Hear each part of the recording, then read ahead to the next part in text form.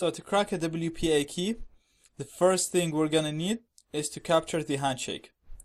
We're gonna capture the handshake using AeroDump-ng, the same way that we used to use it with WEP encrypted networks. So we're gonna run AeroDump. I'm just gonna run it on everything now to get the information about my target network. And this is my target. So it's AeroDump-ng BSSID, same way we used to run it against WEP networks. At the end of the day, we're only capturing packets using AeroDump-ng, so it's doing the same job. So I'm gonna put the channel as well, and then I'm gonna write to a file, and then I'm gonna call the file test handshake,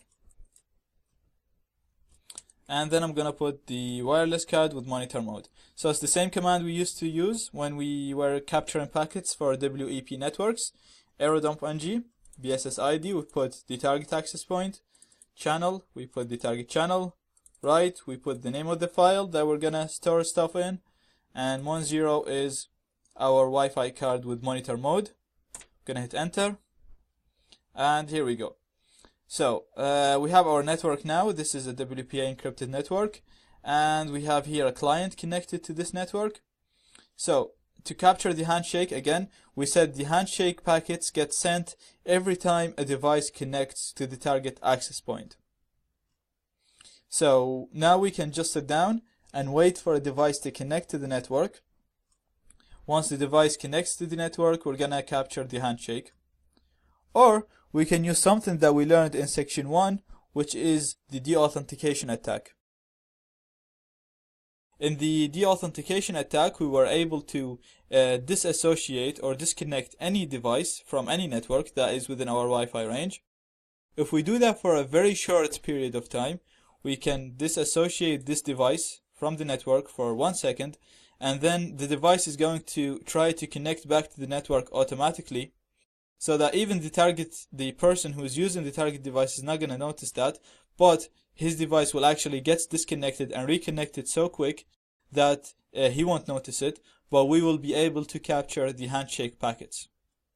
So again, we said the handshake gets sent every time a device connects to the target network. So what we're going to do is we're going to do a deauthentication attack the same way we did it in section 1. We're going to disconnect this device from the network for a very short period of time, so that his system will reconnect him straight away without him noticing that, but we will be able to capture the handshake.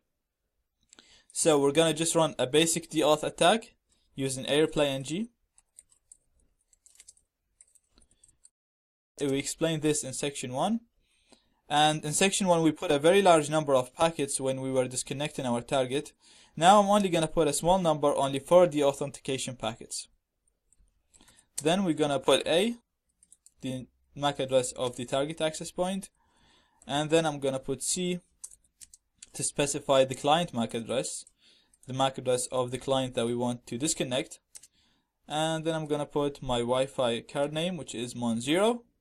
So AirPlay-ng deauth, the name of the attack, 4 deauthentication packets to this access point and disconnect this device from it. Now I'm gonna hit enter. And just I have it's deauth. I missed a U here. And as you can see, we captured the WPA handshake here. And my target device was this. By the way, it didn't even change in here. It didn't tell me I was disconnected, because it will show a message when I get disconnected. So I didn't get any messages to be disconnected because I was disconnected for a very short period of time. And as a result, the target person didn't even notice it, and we were able to capture the handshake, as you can see here, WPA handshake, from this device. Now we can use a word list and run it against this handshake to try and determine the main WPA key.